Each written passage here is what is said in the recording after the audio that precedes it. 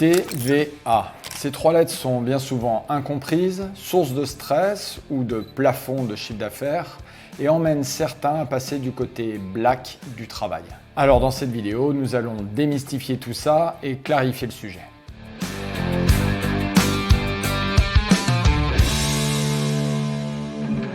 Tout d'abord, sachez que TVA veut dire taxe sur la valeur ajoutée. C'est donc un impôt indirect collecté par les entreprises pour l'État. Cet impôt est prélevé à chaque fois qu'un produit est vendu. Mais pour éviter de taxer plusieurs fois le même produit, seul le consommateur final paiera cette taxe. Prenons un exemple pour mieux comprendre tout ça. Une entreprise de charpente va remplacer une tuile cassée sur le toit de son client. Cette tuile, vous l'avez achetée chez un de vos fournisseurs qui vous l'a vendue 1 €. Puisque le fournisseur vous vend cette tuile, il est tenu de prélever la TVA pour le compte de l'État. Vous serez donc emmené à payer 20% de taxes sur cette tuile. Donc 1 € hors taxe, 20 centimes de TVA et 1,20 € TTC, toutes taxes comprises. Cette tuile coûtera donc 1 € hors taxe. La TVA, l'État récupérera 20 centimes que vous aurez à payer puisque vous verserez, vous, entreprise, le montant d'1,20 € à votre fournisseur pour pouvoir récupérer cette tuile. Après avoir acheté la tuile, de votre côté, vous allez la revendre à votre client final. Cette tuile que vous avez achetée 1 € hors taxe, vous souhaitez la revendre 1,50 € hors taxe. Bien évidemment, vous allez vouloir faire de la marge. Comme tout à l'heure, et puisque vous vendez à nouveau cette tuile, vous serez tenu de prélever la TVA pour le compte de l'État. Sur une tuile qui coûte 1,50 € que vous souhaitez revendre 1,50 €, vous allez donc prélever, admettons, 20% de TVA, ce qui vous emmène à devoir ajouter à vos 1,50 € 30 centimes de TVA, ce qui nous fait une tuile à 1,80 € TTC vendue au client. Alors attention, c'est là que les choses peuvent se compliquer, car logiquement, vous vous dites, il va falloir rendre les 30 centimes que j'ai collectés auprès de mon client à l'État. Eh bien non. Car de votre côté, vous avez payé 1,20 € la tuile à votre fournisseur. Sauf que dans les 1,20 €, il y a 20 centimes de TVA que vous n'aviez pas à assumer, puisqu'un produit, je vous l'ai dit, ne peut pas être taxé deux fois, et que c'est vous qui avez collecté la totalité de la taxe auprès de votre client final, soit 30 centimes. Donc vous allez avoir à collecter ces 30 centimes pour les rendre à l'État, mais de l'autre côté, vous avez payé 20 centimes de TVA que l'État vous doit. Au final, vous reverserez à l'État 10 centimes. Mais je vous rassure, l'État n'est pas perdant à ce jeu-là. Effectivement, la TVA collectée une seule fois par l'État sur le produit fini qu'est cette tuile est bien de 30 centimes. C'est ce que vous avez facturé à votre client final. Vous avez reversé 10 centimes, mais votre fournisseur qui vous a vendu 1,20 € cette tuile va lui reverser les 20 centimes à l'État de son côté. L'État aura bien perçu ses 30 centimes de TVA.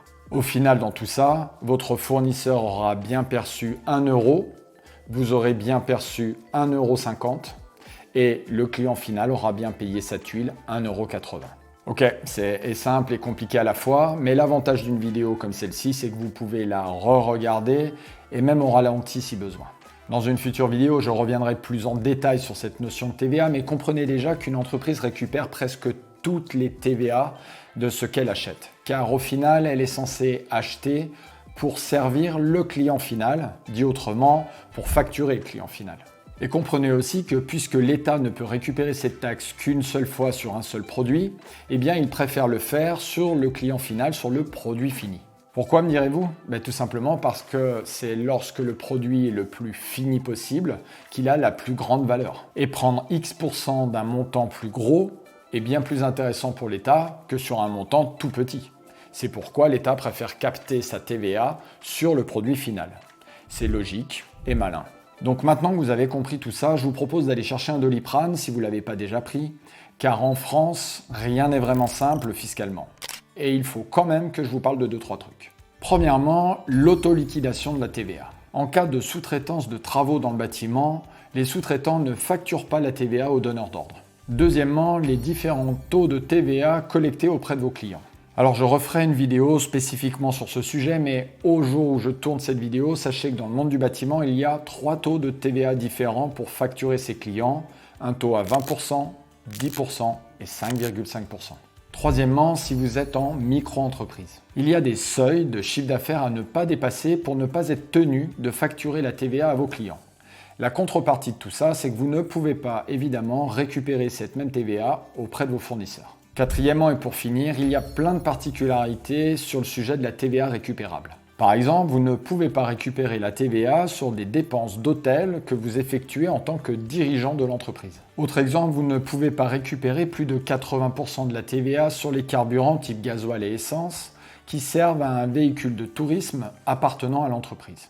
Ainsi de suite, car des niches fiscales, des différences et des particularités sur le domaine de la fiscalité des entreprises, il y en a pléthore. Bon, désolé pour le mal de crâne que je vous ai mis, désolé pour le mal de crâne que je vous remettrai bientôt dans une future vidéo où nous parlerons des taux de TVA applicables à la facturation quand on est dirigeant d'une entreprise du bâtiment. Si de votre côté, vous voulez parfaitement comprendre la fiscalité d'une entreprise du bâtiment, eh bien vous n'avez qu'une chose à faire, cliquez sur le lien en dessous de cette vidéo qui vous permettra d'accéder à ma formation gratuite permettant de créer, développer, pérenniser une entreprise du bâtiment rentable sans passer toute votre vie au travail.